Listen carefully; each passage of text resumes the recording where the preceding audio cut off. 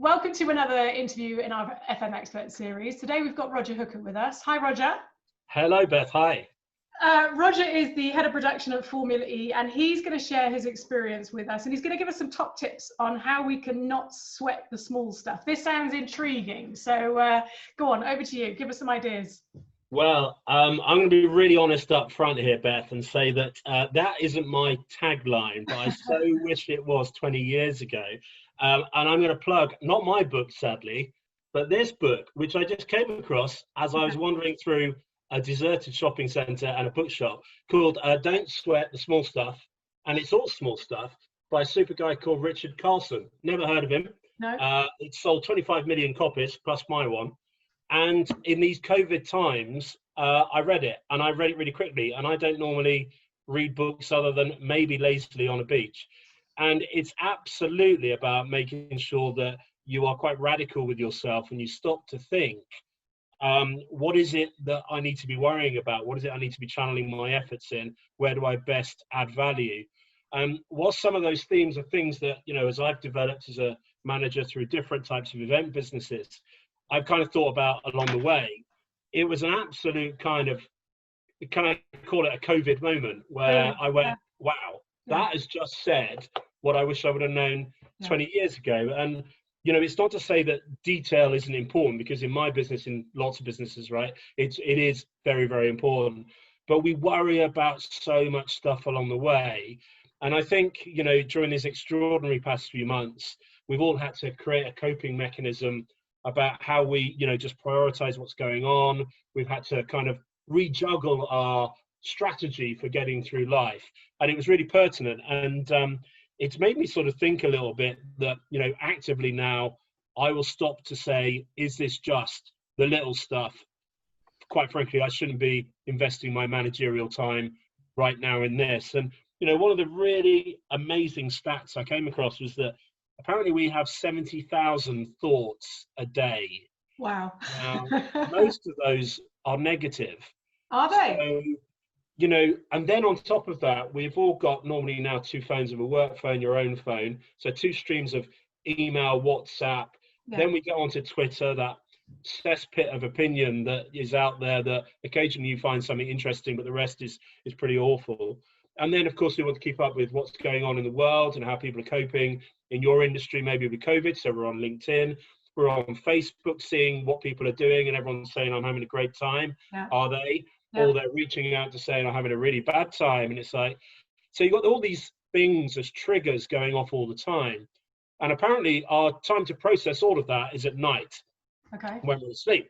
And look how many of us, and particularly those maybe in the event industry, that when they're in event period, they don't sleep terribly well. They have very short periods of sleep before the end of the event, and then, you know, off they go.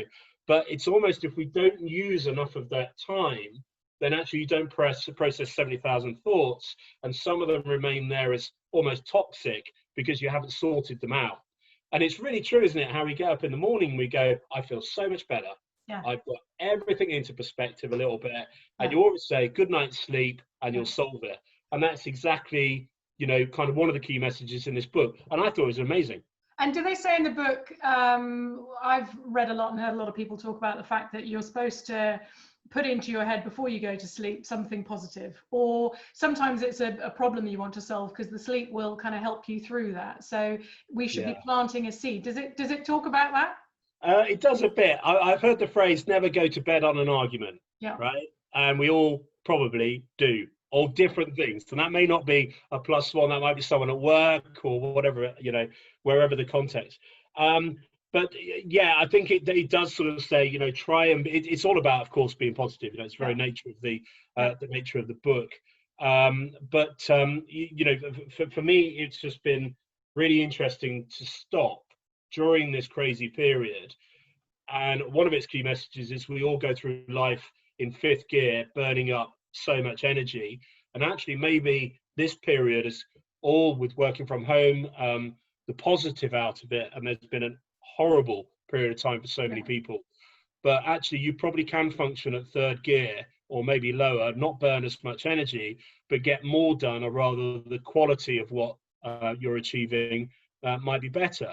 So you may not need to fill up 9 to 5 or 6 on video calls constantly. Yeah. But have you put some time just to stop and think? Yeah.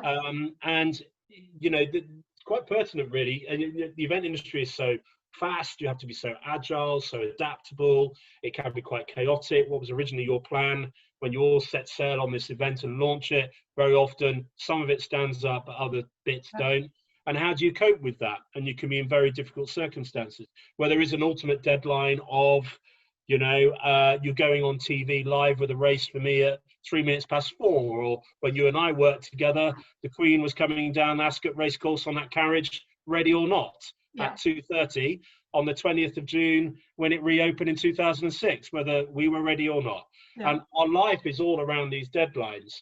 And maybe one positive is that we've all kind of stopped and had a bit of a reevaluation, because you know those snow domes that when you shake them all the snow goes everywhere and eventually it resettles. Is that where we are now? Are we settling? Maybe, you know. So you know, that I thought was quite interesting as well, about taking some time out. So does the book give any, or what have you taken away in terms of kind of tangible things that are easy-ish to try? Is there anything, any kind of hooks that you can?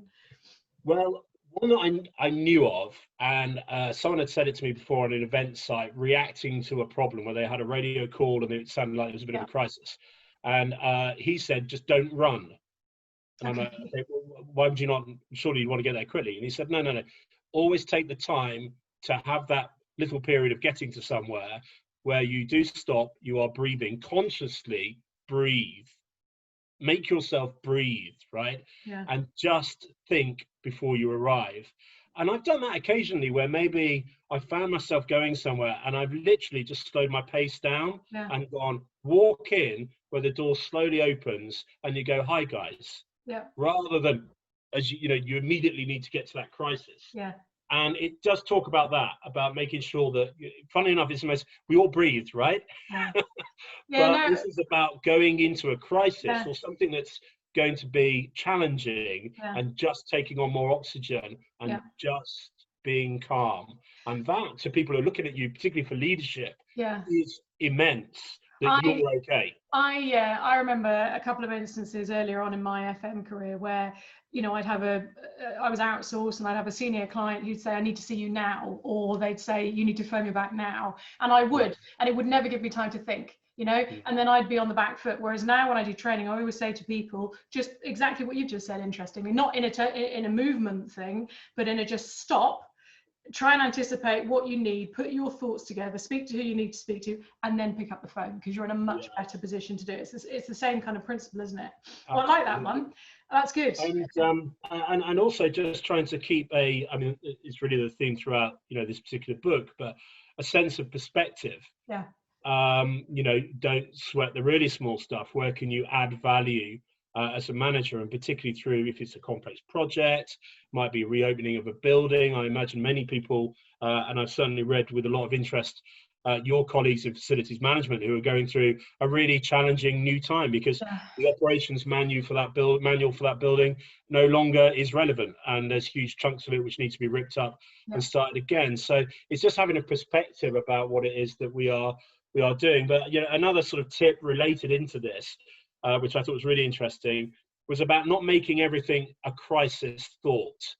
We probably have got too much into drama and our need permanently to sort of, you know, if I'm not stressed, I'm not busy. I like to be stressed. I like to be busy. And, you know, all these kind of things where now I'd probably stop and go, really, you know? So that was an interesting thought about, you know, this emergency crisis thinking that we all seem to almost thrive on, but we don't realize how it's negative to us and to other people. I love this. I think actually picking up some tips and then applying them is a brilliant way of doing it. I knew that we would be zip in time, and I'm just looking at the timer now, so I am going to wrap us up. But Roger, thank you. No problem. Thank you for your time and your insight with your experience. Showing how you can apply that is invaluable. So thank you very much. Really appreciate it. Thank you. Thanks for having me. Thank you.